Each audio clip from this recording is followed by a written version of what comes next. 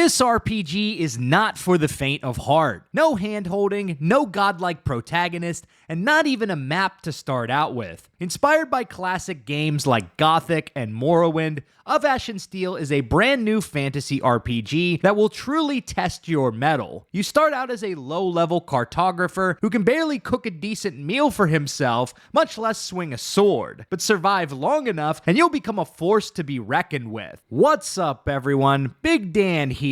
I make videos about RPGs, and in this video, we're going to explore some early game combat, exploration, and questing in Of Ash and Steel. I'll provide my running commentary along the way and share my thoughts on the experience. If you want to check out Of Ash and Steel for yourself, then click on my link in the description. The game is available right now on Steam for the launch price of $29.99 USD. Big shout out to Fire and Frost for providing me early access to the game and for sponsoring this video. Without further ado, let's buckle up, grab some iced coffee, and dive into the video. After the opening tutorial mission, our hero Tristan is stranded following an attack and gets rescued by an old local dude. We're sent off with a spare set of clothes and a basic weapon, so we're at the rags portion of our rags to riches origin story. At this point, we need to find the nearest town and try to barter for a ship to take us back home. While leaving the old guy's hut, I stumbled upon my first side quest of the game.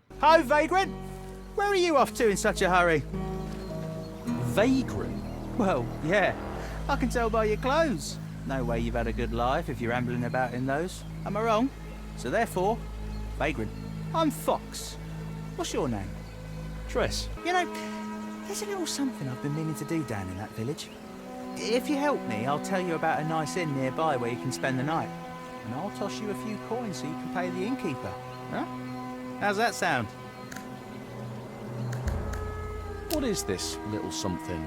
Smugglers use that village as a drop point. They leave stuff and other people come and pick it up. I know where they left the latest stash. And I also know that no one's come by to grab it yet. Ah, a little scavenging in an abandoned village. What could possibly go wrong? I gotta get mine though. I'll do it, but I want half the loot. Oh, come on. Rather pretty hard bargain for an ordinary vagrant, don't you? All right, fine. We'll split it 50-50. Between brothers.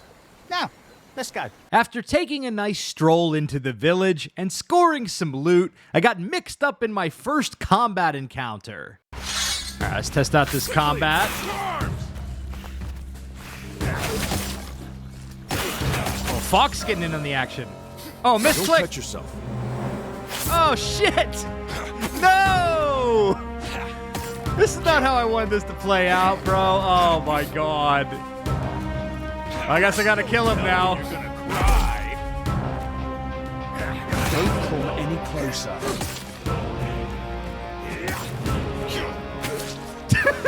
Well, that went bad. Oh, shit! Alright, round two. Get over here! Sound the alarm! Alright, I gotta be very careful not to hit Fox this time. Don't come any closer. Alright, got him. After collecting the rest of the loot around town, I reported back to Fox, who had one more trick up his sleeve. Here, there was one sack in each spot. No, that's not it. We've just wasted time. You sure you've checked everywhere? There's still another house to check, but it's locked. There we go. Just like I said. Go on in. You know what to look for. I'll be outside. Sorry, Triss. You were a great brother, but I'm an orphan. Guess family just What isn't a my little thing. shit. Anyways, I'm so thanks for the thirsty, help. I might faint. Now how am I supposed to get out of here? This house is practically falling apart at the seams.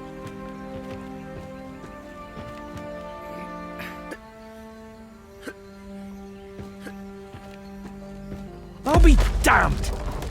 Yo, that bastard tried to scam me. I eventually tracked down Fox and saved him from a pack of oversized rats, getting slightly better at combat as I went along. At this point, you have the option to either take all the loot from him or be generous and split the rewards. Considering I had no allies in this harsh wilderness, I decided to split the pot. Half, Fox.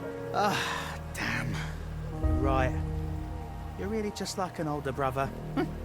I won't forget this, Triss. If you end up staying on Greyshaft, find me again. I'll introduce you to some folks. Trust me, you won't regret it. Sure thing. All right, brother. Get going before you run into any more rats. I hope we'll meet again, Triss.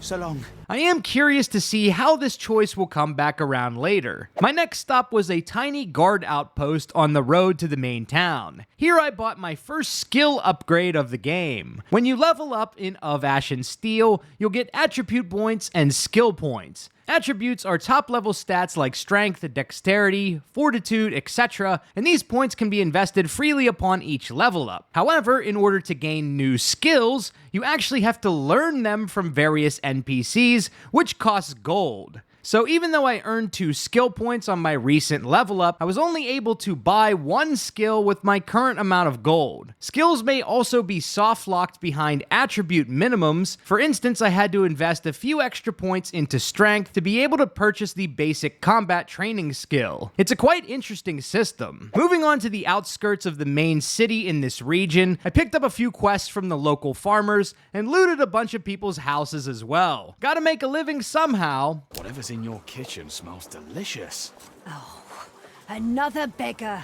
One grant me patience. Hey, who are you calling a beggar, lady? I'm a cartographer. Let me just get that. What's this? Crime and punishment? Dude, what do you mean crime? I've been looting everything that's not bolted down. This is the first I've ever heard of a crime system. Well, she doesn't seem to be doing anything. Maybe this will turn out fine. Yeah, that's right. This is my poor quality deer hide now.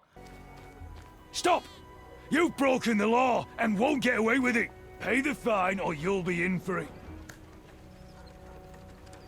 I don't have that much gold. Then you'll die where you stand. Everyone, get over here! I ended up reloading a save because I didn't want to get chased by guards for the whole playthrough. But I guess that's what I get for being a criminal scum.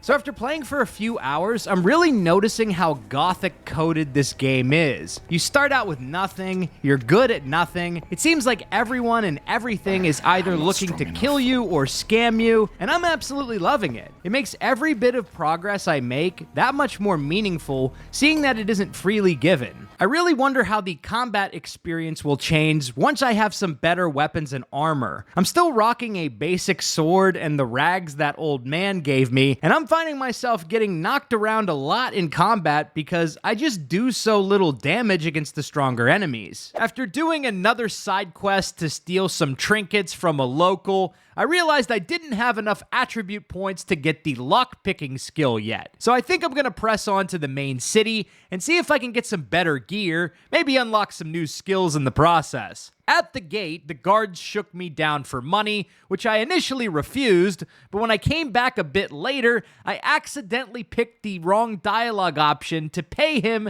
instead of backing out of the conversation. All right, here you Wait, go. no! Perfect. Oh, god damn it! So much I money. clicked on the wrong one! Oh my god. Well, what's done is done. One thing I'm really curious to dig deeper on is the choice and consequence in this game. I've only been able to play a few hours of the game at this point, so I'm not able to see the downline consequences of my actions yet. But I've been told that some of these quests span over the course of 3 acts, and have different outcomes depending on what we choose. And just judging from the few quests I've played around with, there aren't just multiple choices within quests, but multiple approaches to complete them too. Looking back on the journal entry for getting into the city, before I accidentally scammed myself, it hints that there might be another way to get in without paying off the gate guard. In that farmer side quest, I could have talked down the bully character with a skill check if I had 10 strength, which would have allowed me to skip that fight. Overall, I had a lot of fun with Of Ash and Steel, and I look forward to seeing the rest of the game. If you like Gothic and other hardcore RPGs of this ilk, then I think you're really going to enjoy this one. If you want to check out Of Ash and Steel for yourself, then be sure to click on my link in the description. The game is available today on Steam. Big shout out to Fire and Frost for providing me early access to the game and for sponsoring this video. And as always, big shout out to all the channel members for supporting my content. Until next time, this has been Big Dan. I should go.